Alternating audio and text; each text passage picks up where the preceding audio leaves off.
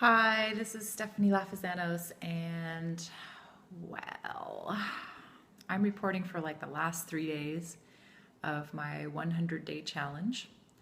Um, it's been a bit of a whirlwind. I went to Kelowna for the weekend and I met up with some girlfriends that I made in the wintertime, and we went out dancing to the clubs. So it's been a long time since I've done that. Last time was in October in Vancouver. So, yeah, I'm glad I've been doing a lot of dancing at home because these opportunities seem to be a bit few and far between. Oh, there was a party I went to in Salmon Arm in February. So, yeah, I left on Friday morning. I did a practice on Friday morning that was kind of more vigorous exercise, which I needed. And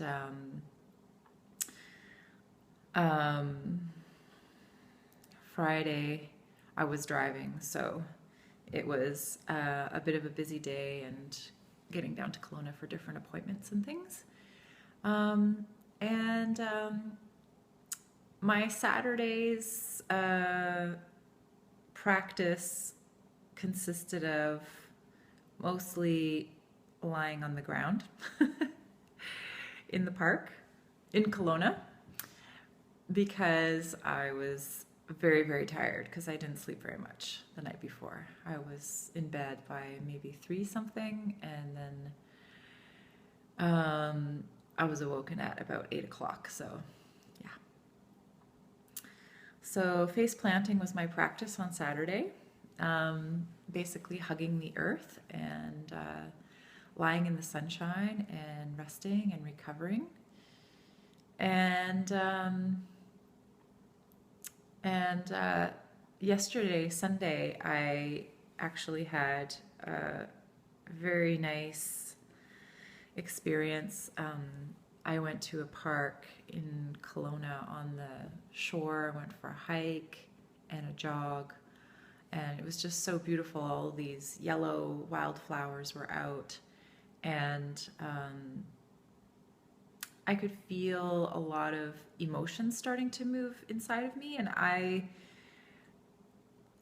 thought it might have been from my friend that I was hanging out with because she was sad. But then I realized today and yesterday that it was my moon cycle that was coming. So,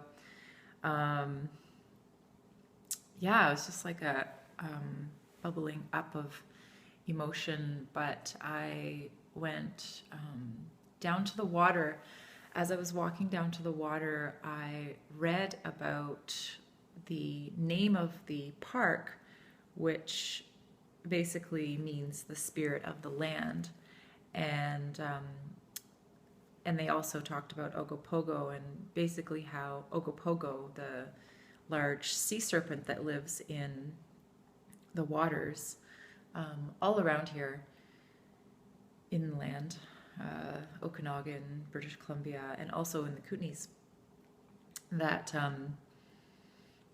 Ogopogo is kind of like the embodiment of the spirit of the land. I can't remember the native word for the spirit of the land, but Ogopogo kind of is a symbol and an embodiment of the spirit of the land, and that it's actually the spirit of the spirit of the water. I meant to say the spirit of the water doesn't just have to do with the water itself, but it's all of the creatures that live in the water and all of the creatures that depend on the water. So basically it's all the creatures around the lakes.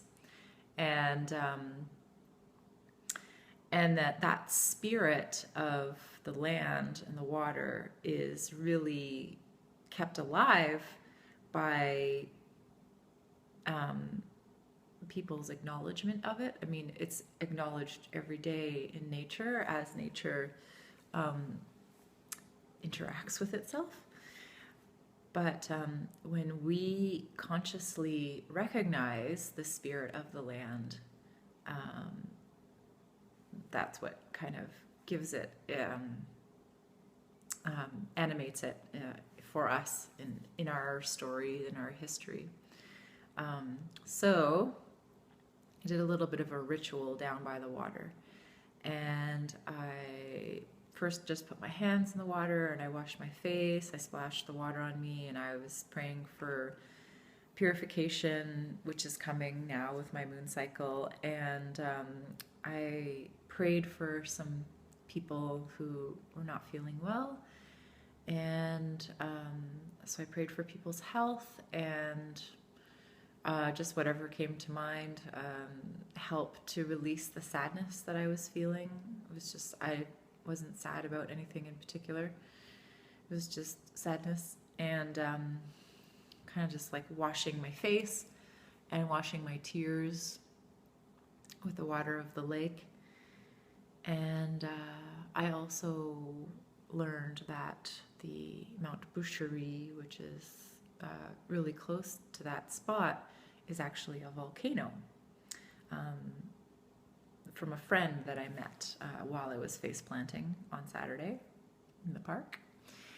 And this friend had a lot of really interesting stories and knew a lot about the area. And so yeah, sure enough, there was volcanic rock all over the place near the beach. This is interesting that I never knew this before about Kelowna.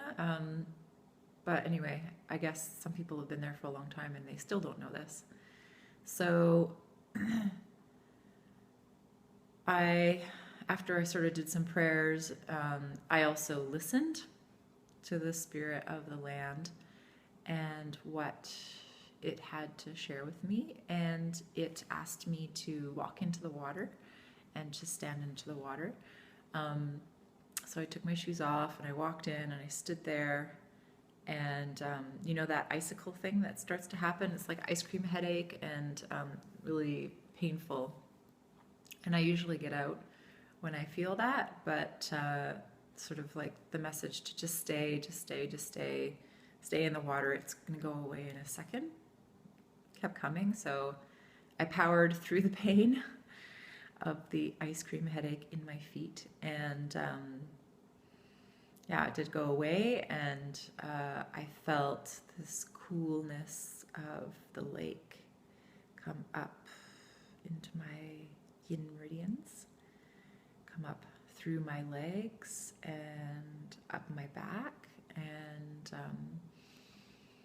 I sort of imagined and visualized that it was also the spirit of the water, the Ogopogo, so the serpent energy was coming into my body and mixing in and through my microcosmic orbit. So I was already turning my microcosmic orbit before I got to the beach. I was actually doing it while I was running